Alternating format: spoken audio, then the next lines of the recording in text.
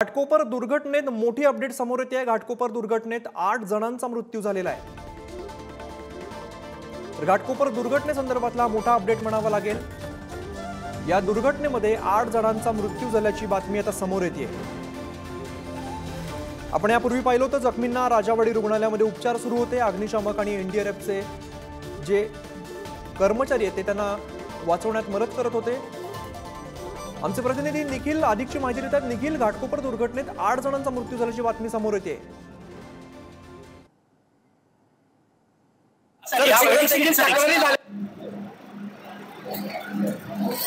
या ठिकाणी जे रेस्क्यू केलं जात आहे आणि त्यामध्ये 8 जणांचा आकडा आपल्याला कळतोय आणि याच ठिकाणी आहेत ते सर्व पोलीस अधिकारी असतील किंवा सर्व जे वरिष्ठ अधिकारी असतील ते या ठिकाणी पोहोचलेले आहेत। आणि याच ठिकाणी पाहू शकतो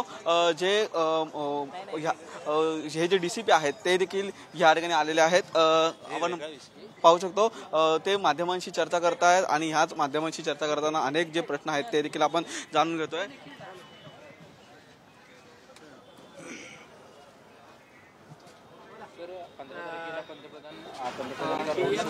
नक्कीच या ठिकाणी आहेत ते अधिकची माहिती घेत असताना विविध विषयामध्ये या ठिकाणी पोलीस अधिकारी आहेत ते माध्यमांशी बोलतात। परंतु या ठिकाणी आपण जी परिस्थिती आहे ती पाहू शकतो। अजून देखील या ठिकाणी जे रेस्क्यू ऑपरेशन आहे ते रेस्क्यू ऑपरेशन सुरू असताना एनडीआरएफचे जवान असतील त्यांच्या माध्यमातून हे युद्ध पातळीवरती रेस्क्यू ऑपरेशन सुरू आहे आणि 8 जणांचा मृत्यू झाला ही आताची माहिती मिळते। उपचार दरम्यान हे मृत्यू होत आहेत। या ठिकाणाहून जेवढे पण हे जे अडकलेले जे नागरिक आहेत त्यांना हलवण्यात आलेलं होतं हॉस्पिटलमध्ये। त्यांना घेऊन गेल्याच्या नंतर हा जो उपचार दरम्यान आहे तो मृत्यू झालेला आहे। परंतु युद्ध पातळीवरती हे जे संपूर्णपणे आपण पाहू शकतो आता क्रेनच्या सहाय्याने हा संपूर्णपणे मलबा आहे तो हटवला जातोय आणि त्यामध्ये हायड्रोलिक क्रेन आहे ती आता बोलवली गेलेली आहे आणि हायड्रोलिक क्रेनच्या सहाय्याने हा जो संपूर्णपणे मलबा आहे। काही क्षणांसाठी मी तुम्हाला थांबवतोय। तर या घाटकोपरच्या पेट्रोल पंपावरती होर्डिंग कोसळून जी दुर्घटना घडली त्यामध्ये 8 जणांचा मृत्यू झाल्याची बातमी समोर येते।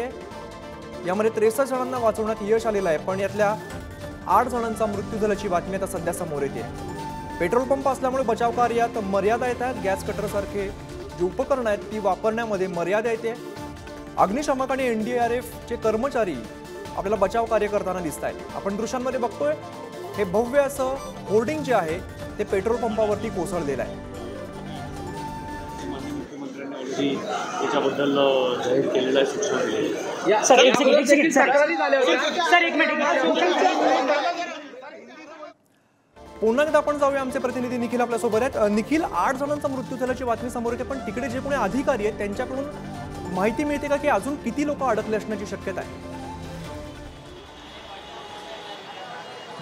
नक्कीच घटनास्थळावरून आपण संपूर्णपणे माहिती घेतो। या ठिकाणी आहेत सर्व पोलीस अधिकारी असतील वरिष्ठ अधिकारी असतील ते या ठिकाणी आहेत। परंतु कोणीही आतापर्यंत जी माहिती आहे ती माहिती या ठिकाणी संबंधित माहिती आहे ती देत नाहीये। परंतु आपल्याला मिळालेल्या माहितीच्या अनुषंगाने ही संपूर्णपणे माहिती आहे ती 8 जणांचा मृत्यू या ठिकाणी झालेले आहेत। आपल्यासोबत अनेक सर देखील आहेत। सर, काय आताची परिस्थिती, कसं आपण रेस्क्यू करतोय? एक मिनिट अनेक पोलीस अधिकारी आहेत वरिष्ठ आहेत ते विविध जे परस्पर जे काही अधिकारी आहेत जे संबंधित अधिकारी आहेत त्यांच्याशी बोलतात। परंतु हा जे मलबा हटवणं खूप गरजेचं आहे, कारण आतापर्यंत ज्या 76 लोकांना या ठिकाणाहून काढण्यात आलेला आहे त्यातील 8 लोकांचा मृत्यू हा या ठिकाणी झालेला आहे। अनेक कार्डियक ॲम्ब्युलन्स या ठिकाणी बोलवण्यात आलेला आहे। तसेच हायड्रोलिक जी क्रेन आहे त्या क्रेनच्या सहाय्याने आता हा संपूर्णपणे जे होर्डिंग पडलेला आहे ते आता होर्डिंग उचलण्यात येईल आणि होर्डिंगच्या सहाय्याने त्या